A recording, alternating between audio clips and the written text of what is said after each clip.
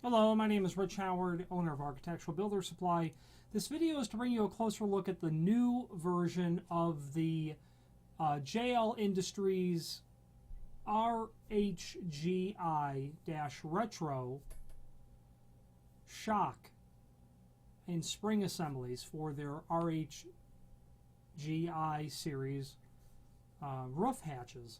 There's been, as of this date, late December 2012, a design change, and all of the what is now considered the old style shock and spring assemblies are now replaced by this version. In the item here, you're looking at either the -1, -2, -3, or -4 model. They're all the same. You got a kit that includes 1, 2, 3, or 4 shocks. The quantity of shocks is dependent on the size of the hatch. Like for instance, a 36 by 90 inch roof hatch would have 3 shocks. Custom sizes would incorporate, depending on the size, 4 shocks. Your typical 36 by 36 has 2 shocks. You can buy just the -1 in the event where you need to replace only 1 shock. However, if your old style has 2 shocks on it, you're probably going to want to replace both and not mix and match the new and the old style. Some of the geometry has changed based on the mounting, and while the pivot axis of the hinge hasn't changed at all, I've never tried to mix and match these, so I don't know how that would work. Plus, you would have one spring doing more of the work than the other one. So I've got all the parts laid out here on the desk. I'm going to go over them and show them to you one by one, and then just briefly touch on the installation instructions, which are below this video as well.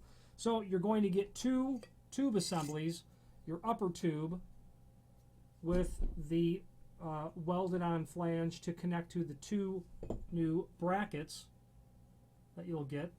And there are 2 of them, one for each side of the unit. So obviously that's going to assemble like that. You know, more like this actually when it's open. Oh, sorry, more like that. Back to the tube assemblies, you'll get your larger upper shock tube, your smaller lower shock tube, okay, drilled for the holes, which will mount to the existing welded bracket onto the wall of the roof hatch. The 2 new lid brackets I've shown you, you're going to remove the old ones and replace them with the new ones. You're going to get 2 compression springs. You're going to get a compression tool, and I'll show this to you in a moment. A piece of threaded rod with a block and a nut, a fixed acorn style nut at one end with a washer.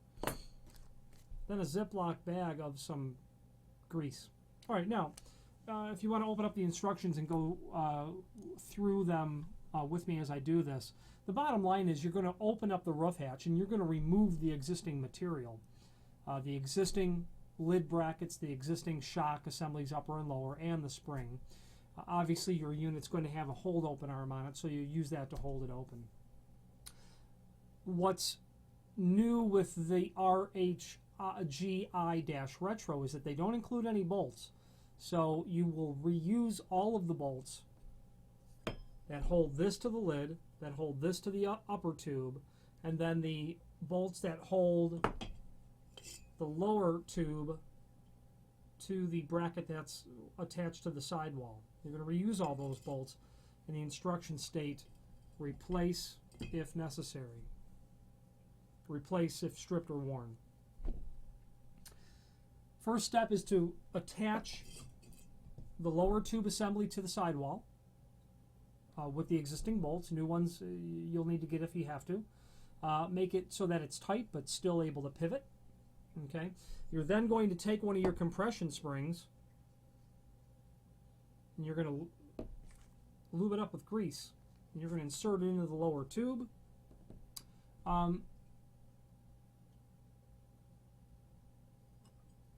In the process of all of that, and probably first, when you remove the shocks, attach your new lid brackets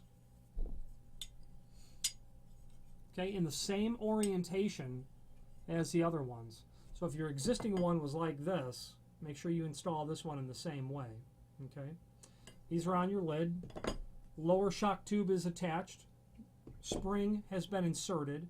Then slide your upper tube using some grease over the spring. Your upper tube over the lower tube. It's going to look like that, and this is held in at the bottom. Okay. Now, what you do, now that you've got this entire assembly and it's attached at the bottom, you need to get compression under the spring, and that's where this compression tool comes in. Remove the block from the bottom by unthreading it.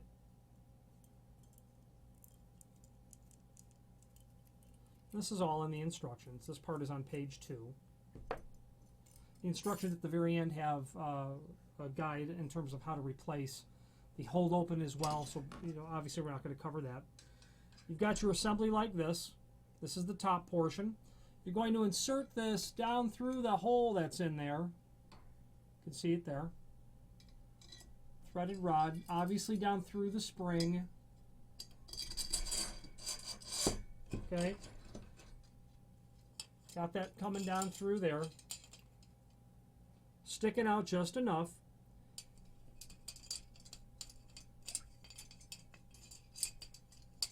On the bottom of the assembly, now you're going to attach your block, and you're going to secure the block to the bottom.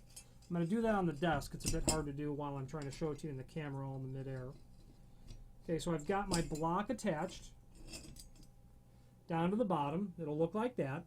Then simply what you do at the top, it'll obviously look a bit like that. You're going to turn a wrench on this, which will compress the cylinder assembly to the point where you can get this into the hole, into the new eye bracket, the new lid bracket, and then attach your bolts.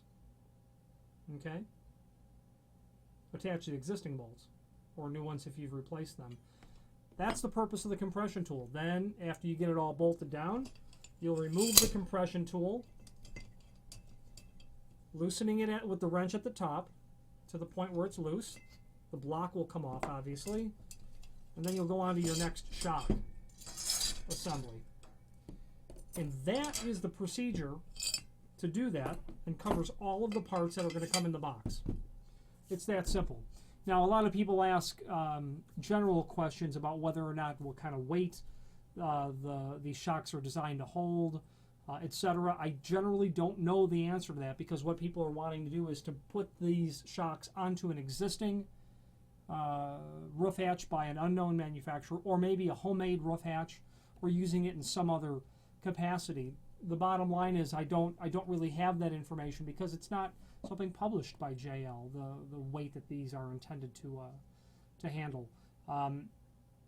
Using it for something other than what it's designed for would be completely your concern and responsibility, and I don't discourage it really at all. However, I wouldn't be able to tell you if it would work, nor bear any responsibility if it didn't. This is designed for a specific purpose from JL Industries. A very good company, makes a broad range of products like access panels, fire extinguisher cabinets, and obviously roof hatches, and replacement parts to go with all of that stuff. Good quality customer service there, knowledgeable staff, good quick shipping, and even on material that's made to order, very predictable, regular, routine shipping lead times on their products. If you have any questions on the JL Industries RHGI-RETRO new style shock, or any other JL Industries product, please feel free to reach out to us. Thank you.